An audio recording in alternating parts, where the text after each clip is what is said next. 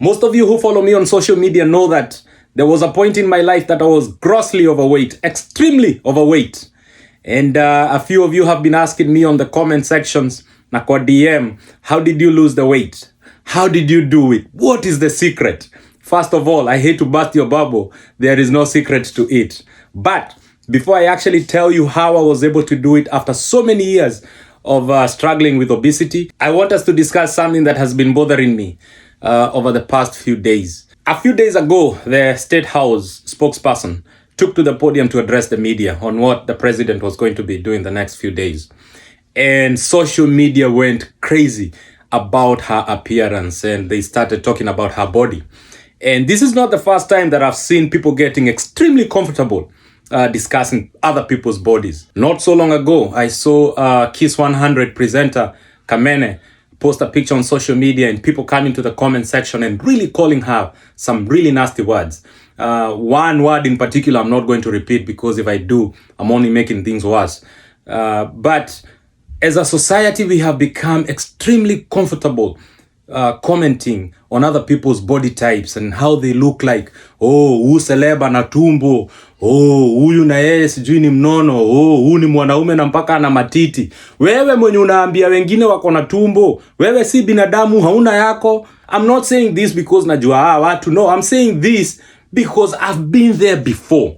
I've been in a situation where people are calling you names and people are making fun of you because of how you look. And it hurts. It really does. And most of the times, some of the people who are doing this are not strangers. They are ni mabeshte wako. They are your closest friends who do this. Now, it's one thing when netizens or social media keyboard warriors, as we call them, do it. But it's another thing when mainstream media feeds into that craze. I was very disturbed when I saw an online platform that I follow very much. I love what they do. I was very disturbed when I saw that they had posted something about the State House spokesperson and actually started poking fun about it. It's not funny at all. And, you know, I'm somebody who has a huge sense of humor. I make fun of almost every situation. But even I know my limits. I know some certain lines that I cannot cross. And talking about women's bodies is one line that I know. It's pushing it. It's pushing it and it's not funny. Whether you're trying to get people to follow you, whether you're trying to get sales to go up, whether you're trying to get readership in your media, there are better ways to do that. And I want to call you out on it because it is wrong. What you did is wrong. And you should apologize and rectify. Because one of the responsibilities of mainstream media, and anybody who went to journalism school knows, that the media has a responsibility of agenda setting, which means you're responsible for making the conversations that are going to happen in society. You're responsible for creating that environment of what people are going to talk about. Now, unfortunately, most of the mainstream media is always talking about politics, so that is the only thing that we ever talk about in Kenya. But when they shift that focus to someone's body and comment on how she looks or he looks, we have to ask ourselves as a society, are we really heading in the right direction? Because in my opinion, that is not the right direction. And if you want to set an agenda, if you want to get people talking about something, let it not be gossip. I know most of you who listen to me huku anajua mimi urusha mdomo nikipeana ma stories, but if there is one thing that I cannot stand personally is gossip. Sipendi kusengenyana. And you can always rest assured that if I go somewhere nikute mtu anasengenywa, you can always rest assured I'm going to go into their defense. Mimi nitatetea mwenye mnaongea kuhusu. And most of my friends hawanipendi kwa sababu ya hiyo. Because if I go somewhere and they're discussing somebody, I am going to go into that somebody's defense. Na hata mimi, I will get the receiving end of that. And I do not mind. Hiyo ni sawa tu, hakuna shida. But I did want to address that and ask you politely. Nawaomba tu, tafadhali, stop getting comfortable with talking about people's body. It is wrong on so many levels. Hata wewe mwenyewe hiyo mwili yako hauwezi taka watu wakishinda wakidiscuss, I'm sure. So why are you discussing others? Celebs unaona huku wakizunguka si hata hao ni binadamu. They have feelings. So why are you messing up their feelings and their days? You see, when I stand here and I tell you all these stories za America, America kuna kuwaga hivi, Kenya walifanya hivi, I'm not telling you these stories because I want you to think that there is one culture that is superior than the other. No, I'm telling you this so that we can compare all our cultures and take the best from each. And if there is one thing that I really like about culture ya hapa when it comes to discussing about people and their bodies, is that it's almost taboo hapa US kudiscuss mwili ya mtu. That's the reason as to why it's an insult ukiambia mtu ni mnono. You're insulting somebody. If you tell somebody, oh, you're fat, that's an insult. Umetukana mtu. So do not attempt to do that ukikuja huku.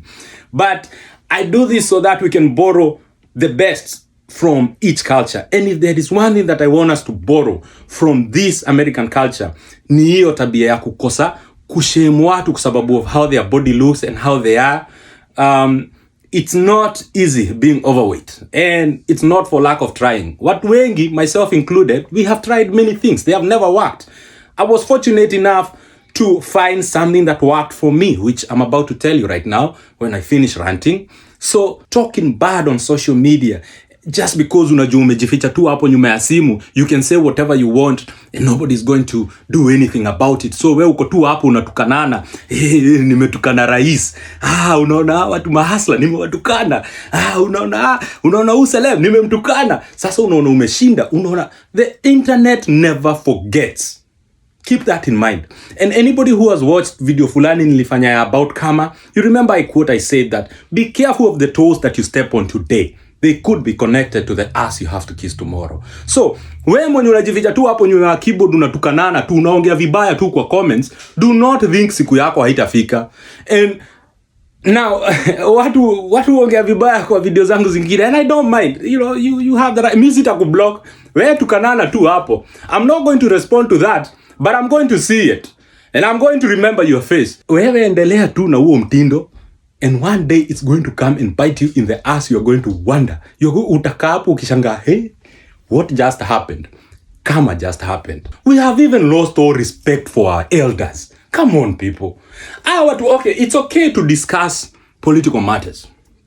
It's okay to engage politicians. And social media has created that environment for engaging with our leaders and all that. But wengine wetu mpaka tunakosea watu wa rika ya baba zetu na mama zetu heshima. Come on. And this does not go on, by the way, it doesn't go only one way.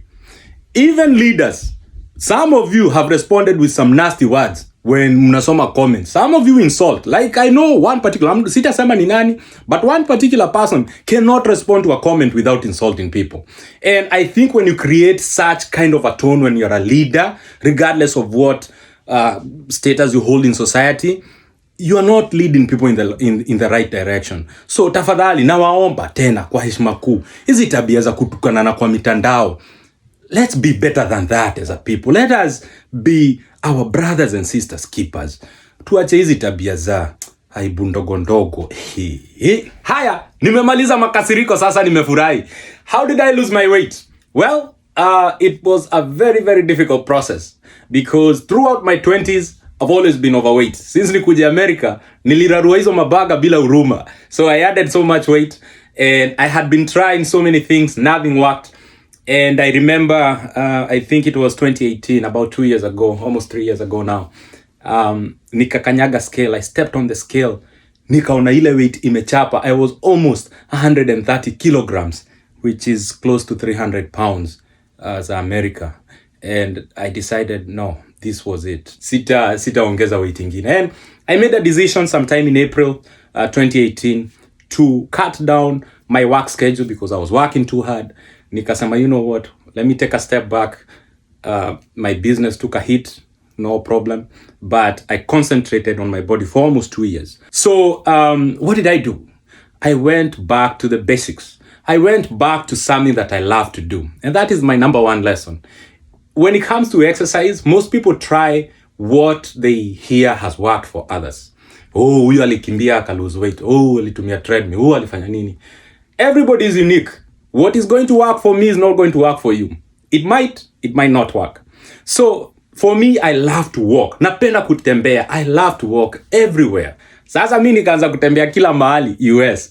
And you know, it's very rare uone Mkenya anatembea. So kila time nikitembea watu walikuwa wananipigia mahoni na masimu. Hey, huna gari mtu wangu?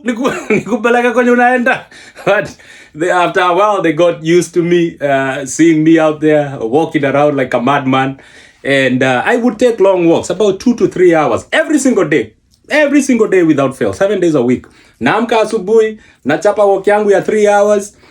And I did make some significant changes in my diet. And I think that's where most people go wrong, because they think gym is going to be the solution to their body weight, to solving their body weight problem. In my opinion, I'm not a fitness trainer, but I think gym is probably 20 or 30% of the equation. Ingine yote, it's what happens in the kitchen. And that is where you have to make some significant changes. So for me, niliacha mambo ya sukari, any sugary stuff, especially fruit juices, sodas, vitu kama hizo, I cut them out. I don't take them anymore. Nikaanza kukula more healthier stuff. I did not stop eating my regular food. Kwa sababu, one thing I've noticed with other diet programs that I had tried in the past is that they always wanted me to be on a particular diet. Vitu sipendi, machakula sipendi mimi. Mi I love ugali na napenda nyama. So what I did is cut down the portion. So I did not cut them out 100%. Nilipunguza 2 portion. But I was able to cut down on the portions because of taking fruit smoothies before meals. So that worked for me. Napenda fruits sana. So I would make a fruit smoothie before I eat. And so saa yenye nakula, I am not as hungry as I would have been if I hadn't had the fruit smoothie before. So the fruit smoothie was good because it's low in calories and high nutrients. And then so when I have kusukuma ka ugali na kanyama, sitakula sana because nimeshiba tayari. So I did that. And then I also did a concept called IF, intermittent fasting. For those of you who have looked into some diet programs, you probably have run into IF somewhere. But IF pretty much means that there is a specific window which you're eating and a specific window that you're not eating. And there is a lot of science behind that. You can go online and educate yourself on the science behind it. But I did something called IF, which is a 16 and an 8-hour window. So that means that I'll only eat within an 8-hour window, and then for 16 hours sitakula kitu yote except kukunywa maji. So for 8 hours I would schedule my meals around those 8 hours, and then 16 hours, which includes the time that you're sleeping. So the 16 hours can fall into your sleeping cycle. I did that for about 6-7 months, and I started seeing the changes. How long did it take me to lose a significant amount of weight? Maybe 2 years. Sikuwa na haraka nayo. And that's another thing that I want you to understand. Most of the diet programs zenye unaambiwa, oh, you can lose 50 kilograms in this many months. How are they doing it? Is it something long term? Is it consistent? Is it something that you can live with? Because if it is not, trust me, you will put all that weight back on right away. And I've been there. Again, I tried something else. I lost some weight. And then miezi kadhaa down the line, because I could not last with it, boom, all the weight is back. So eventually, after a few months, after kutembea, I started now kufanya gym. Pia nilianza na 30 minutes and a 2-hour walk, a whole hour and a 2-hour walk. And nowadays, I don't walk a lot. Sitembei sana, because at this point, I'm not concentrating on weight loss. It's not easy, but it all boils down to the 2 basic things that we all know. It's all about diet and exercise. Hakuna siri hapo. That's all you have to do. But most importantly, and what I want you to understand is, you have to find what works for you. Bodies are built differently. Genetics plays a role into it.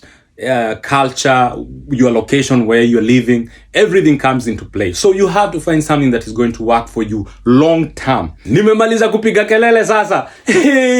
Nitanege no mudhi. Nimepiga kelele leo. You know, one of the things that my grandmother used to make fun of my dad, alikuwa anamwambia, kirodi we mogodhoki. That means babangu alikuwa anapiga kelele. My dad is the kind of person angekukelelesha usikie ni kama amekutandika viboko ka 1,000,000 na hata haja kuguza. But I guess it's true what the Kikuyu people say, mwana waka he nota ide, which means like father like son. So I have no apologies for turning out like him. He was a great man. Lakini sasa, I hope umesikia kenye nimekwambia. That's what I can only hope and pray for. Umesikia kenye nimekwambia kwa heshima kuu. I'm not commanding anybody or talking down on anybody. I'm just asking politely, as a society, we can do better. Asanteni sana kwa kunisikiza. God be with you.